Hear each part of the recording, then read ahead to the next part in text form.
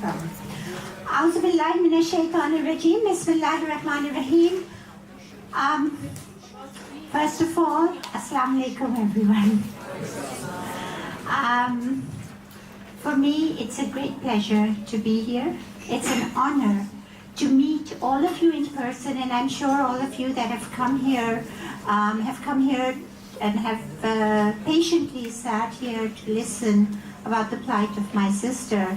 And you've all participated in the petition, I'm sure, most of you, majority.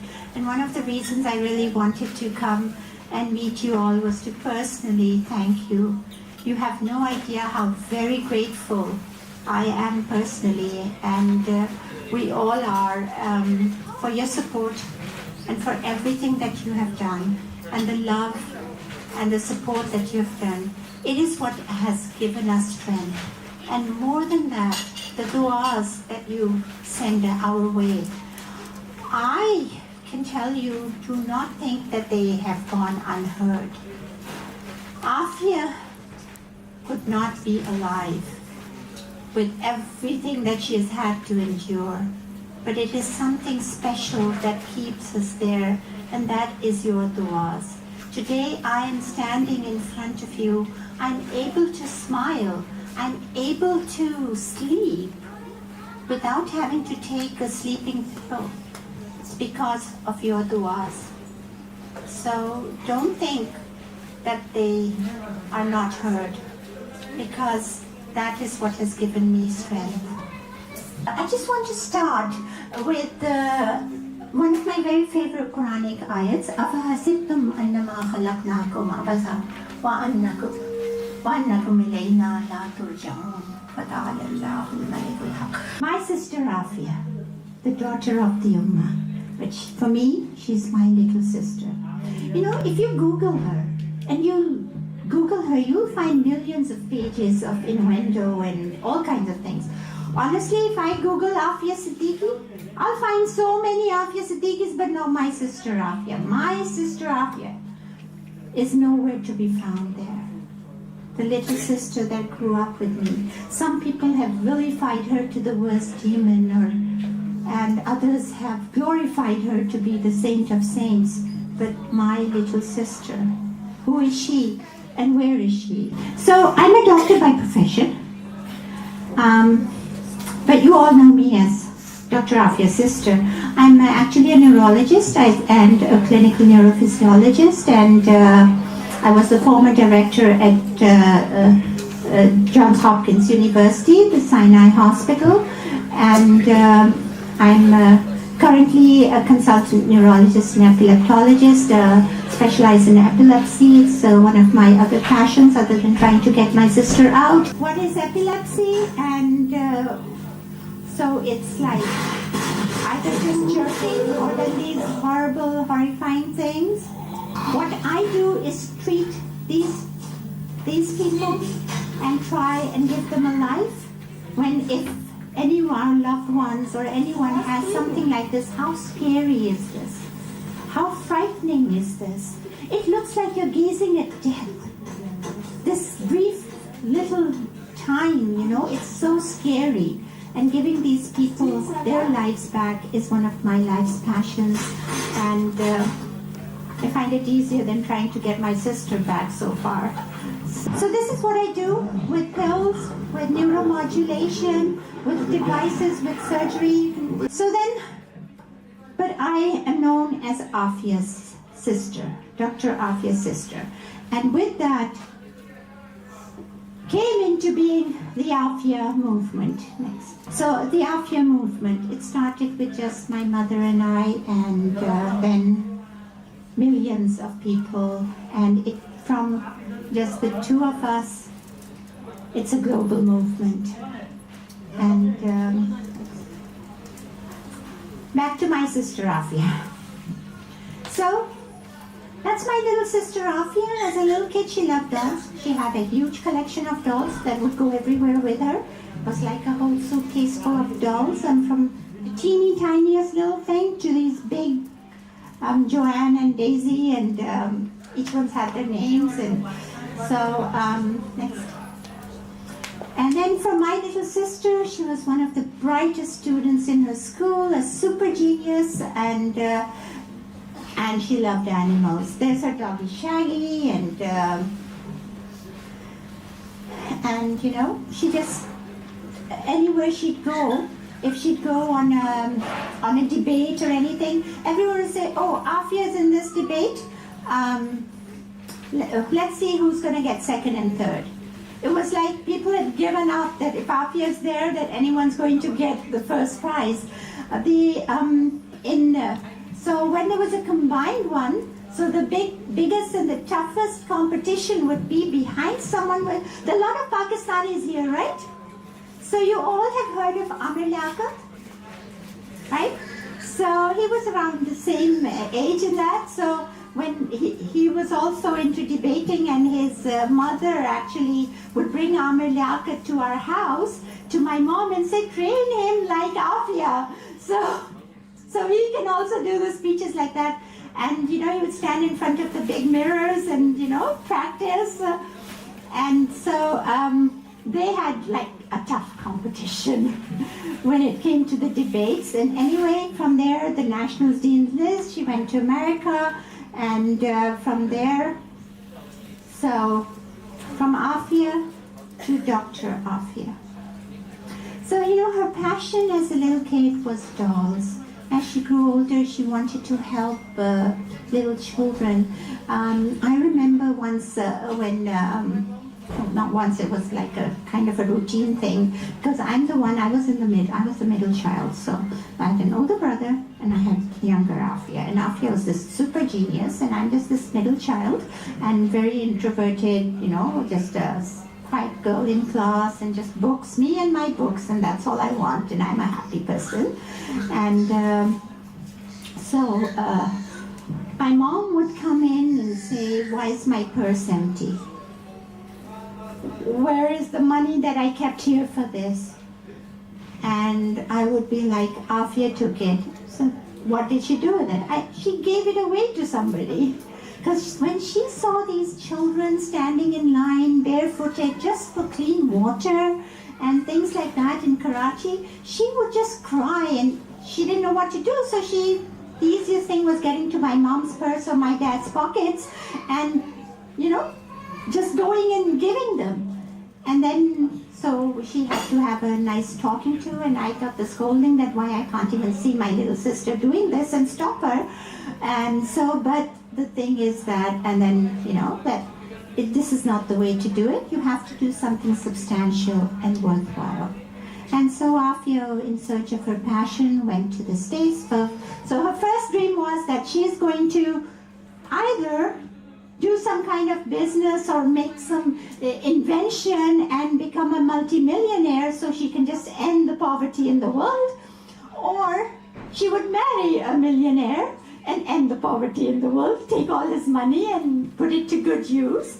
And then, you know, she'll turn 16, 17, and, you know, so she figured that, well, she's going to go and she's going to probably do genetic engineering and that, and I don't know how genetic engineering would mold someone's minds into not being poor anymore or whatever, but anyway. So and then, it's then when she went to the University of Houston, then she got to MIT, and she met Noam Chomsky, and she's pretty inspired. I think she even talked to you about that, and with his linguistics theory and that's when she was like, I know exactly what I want to do. She said that in 3 decades, in less than 3 decades, right, in 30 years, Islam from the deserts of Arabia, revealed on an orphan, spread to 3 continents. 3 decades, 3 continents. And today we're the third world. And we're the third world, and why is that? It's because our education system is not what it should be. We are getting more and more literate, but we are not educated. Our character has the flaws. We do not have people like Abu Bakr, Umar, Usman, Ali, people like Tariq bin Ziyad, Muhammad bin Qasim, you know, and Sultan Fateh and all of them. Why don't we have these? Because we don't have mothers like Hazrat Zainab, Hazrat Aisha, Hazrat Fatma, Amara, Hakim, you know. So that inspired her, and so she went into education. So she went to MIT, but not for technology. She went there to study, and that was her undergraduate. And then she graduated from, she did her master's and a PhD from Brandeis. So and that was in education, a doctor. You could see her degree there in philosophy and, you know, all the things they say. I am a neurologist. I went to Harvard. You see those messages that are going around, you know, not Aafia. She went to MIT and Brandeis. She did courses at Harvard. Harvard was a school down the road for MIT graduates. So, and then with that, she was also a Hafida and an Alima. And the Quran was in her heart. So many times they've plotted to kill her, and she has survived. And I think what saved her, she was shot, and it saved her heart. And I think that was Jise Allah rakhe use kaun chakhe. So next. So then she gets married, and then from dolls she has her little children. So you know, dolls were Aafia's life. Now all these big brothers sitting here and all these little sisters sitting here, one of the things that these brothers, when they were younger, their passion in life was just to make lives of their sisters, to tease them and to make them scream and cry, right? You all have, how many of you have older brothers? How many of you have been teased by them? Right? Everyone. It's across the cultures. How many of you have enjoyed teasing your sisters? I mean, it's a memory, and it turns into a very fond memory at times, right? So my brother didn't have to do much. All he had to do was take one of her dolls, turn it upside down, or just shake it. That's all. And the doll has shaken baby syndrome, or, you know, all the blood has just come into her head. And she would scream and cry, no, you killed it. And then there's this make-believe hospital, and the doll has to be brushed there. And this was just the doll. Imagine when it was her own children. And when these little children were taken and snatched away from her. I mean, I think that was it. That was enough to do anything. All of you mothers over here, you fathers over there, if your child is taken away, I mean, just imagine just that, you know, you have 3 children, so they take away one, they take away the other, and then there's this 6-month-old who's, you know, in your lap, and you just cling to it, right? The other 2 have gone, but are you going to let go of that, of the baby? And then they snatch. I mean, just imagine what all the fight you would put through, and then just take away your babies from you. You know, when Ahmed came back and I got him and I asked him, how badly were you treated? And you know what Ahmed said? He said, you know, I wouldn't have minded if they had tortured me as much as they did. If only they had left me with my mom and not separated me. Imagine what Aafia went through of her little kids, and constantly being, you know, it's one that you're separated, someone gets married and goes and that, but, you know, knowing that they're not in a good place. They're being tortured. Just imagine. I would go stark, raving mad, I'd be screaming and crying and just, you know. But unfortunately, poor Aafia, and I don't know how she even has the sanity that she does, despite losing her children. And I know when I met her, you know what, she was frozen in time, and you know what she said to me? I mean, after all of that, and I told her Ahmed is now a doctor, mashallah, and Mariam is studying to be a doctor. They both take after me, medical doctors, not PhD. So, and then, you know, in the end she says, look, when you go, please from me, take a Thomas the Tank Engine for Ahmed, or a dump truck. He used to love those. And take a pretty frilly dress for Mariam. She loved those. She loved to be a princess. And for a moment, and then she says, you know, they give me something nice and that I keep it, and then they torture me and they say that, you know, they say, you're not eating, are you trying to starve yourself, or are you going on a strike or something? She was like, no, I'm keeping it for my little babies. They may have not eaten. I mean, that's the emotion. I mean, every mother here would understand that. I mean, I know my mom, when the first time she got a phone call from Aafia, so the first thing she asked was, "Beta, kuch khaya hai tumne?" I think every mother, everyone knows, you know, she says, just the bacha kha le, the child eats something. And that was just, I mean, I just the thought of it, those little children, and baby Suleiman, and where is he, and you know what's happened, and not knowing is just, when I saw her after 20 years, and this is when I was told, oh, Fowzia, why do you worry so much? She's in an American prison. They feed them. They have rights over there. And they're kept very well, and this and that. And when I saw her across the glass, the minute I saw her, and you know, after 20 years, I see my sister, and I find out that I cannot even hold her hand. I can't even comfort her. I can't even hug her.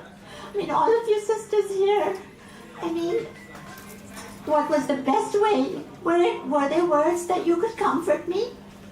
What did you all do? You just came and said, sister, can we give you a hug? There were no words that were more comforting than that. I couldn't do that. I wasn't allowed to do that. And all I saw in front of me was like a 90-year-old corpse who's just breathing, her bright, shiny eyes sunken inside. Like, you know, someone who's been tied down in Dracula's chamber and, you know, I don't know if any of you watched the original Dracula movie, and you know, when he would tie them down in his castle Transylvania and in the basement, and then he would be sucking their blood until it just, you know, it was, I mean, the whole thing, for me, it's very, very traumatic. They say that they've done a very good deed for me, that I got to see my sister after 20 years. But for me, it's one of the worst traumas, and that's when I really empathize with my brother when he said, when he saw Aafia dripping in blood and, you know, her wound oozing in the courtyard, and when the judge said that he cannot hug her or even, you know, embrace her, and he just fell and had a stroke, and I said, why are you so weak? And when I saw her, and that's what he said, you know, Fowzia, you don't know how lucky you are that you haven't seen her. You haven't seen our dear sister, she's not there. And that's when I realized that. And to this day, leaving her there without even like holding her hand, and they just take her away from me, and I leave her and I come back and they expect me to just live my life on. Brothers and sisters, is a brown box. Now, why is this brown box so important in our life? What's so special about this brown box? I'm going to read out to you the true story of this brown box. This was actually written by my brother, and I'm just going to, and I mean, it's got our feelings and everything, and I just want to share this with you and what this brown box means. I mean, so this is just an ordinary cardboard box. Not too big, not too small, nothing special.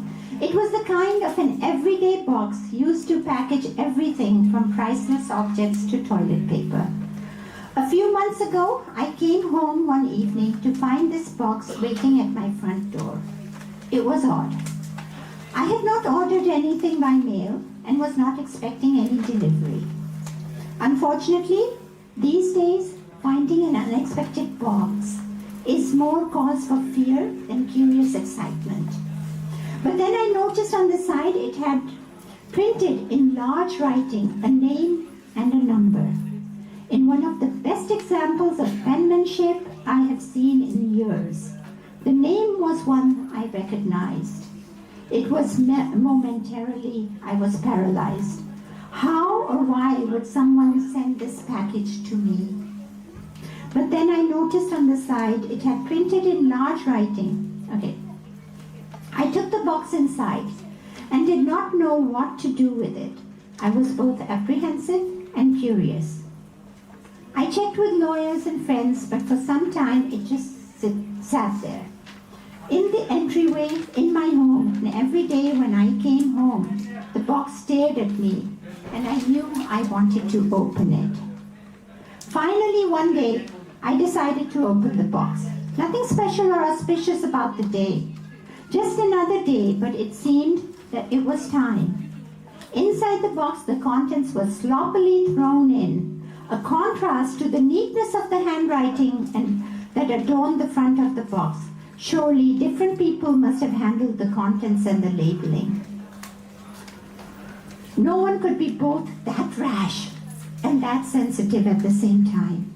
As I slowly removed the contents one by one, my heart trembled, my hands trembled, and my heart raced. There were 2 folded white scarves, several envelopes, writing pads, and half-written thoughts, as if pads were snatched in mid-sentence. There were letters from people from far afield, from as Australia and Hawaii, from Pakistan and Arkansas. And there were partially written letters to people who would now never get them, even though the stamps were right there, and incomplete poems for which we would not know the ending.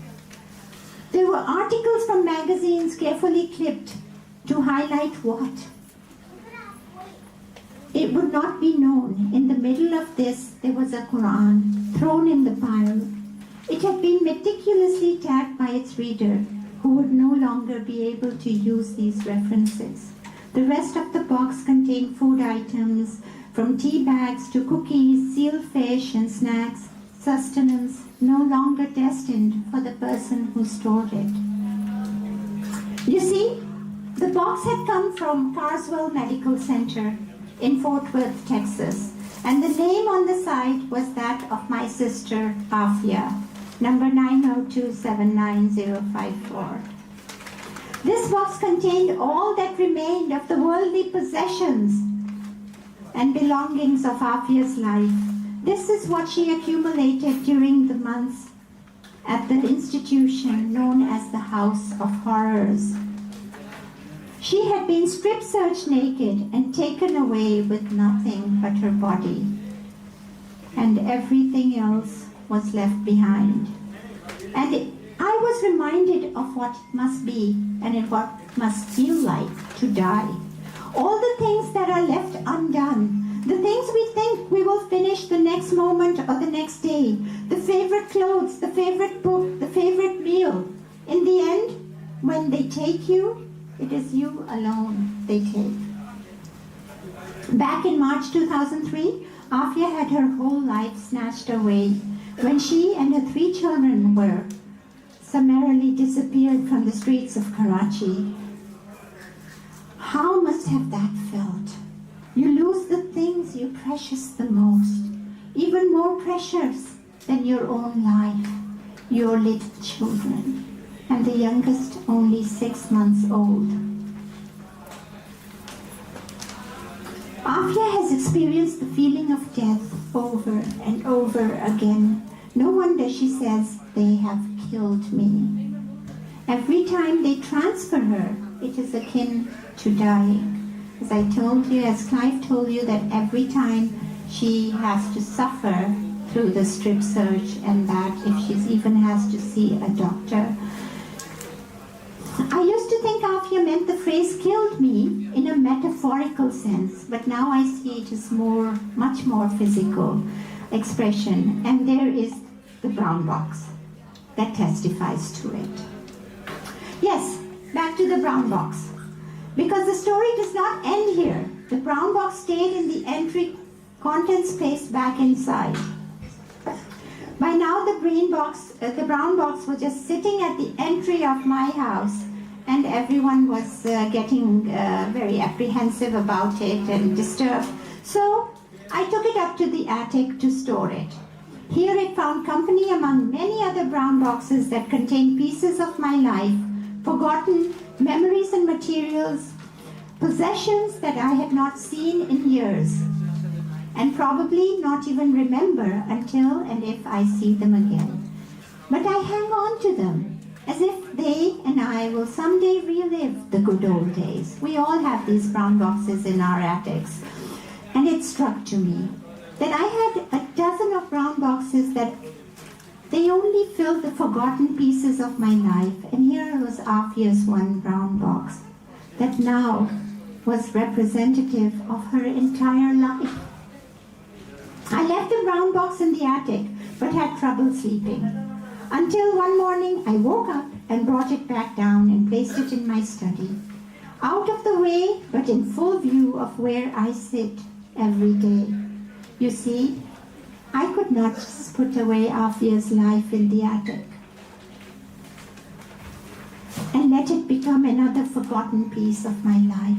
I have to see it every day because my sister is in my thoughts every day, and as long as she's alive, the brown box will be waiting so she may complete those letters, those poems, and drink that tea.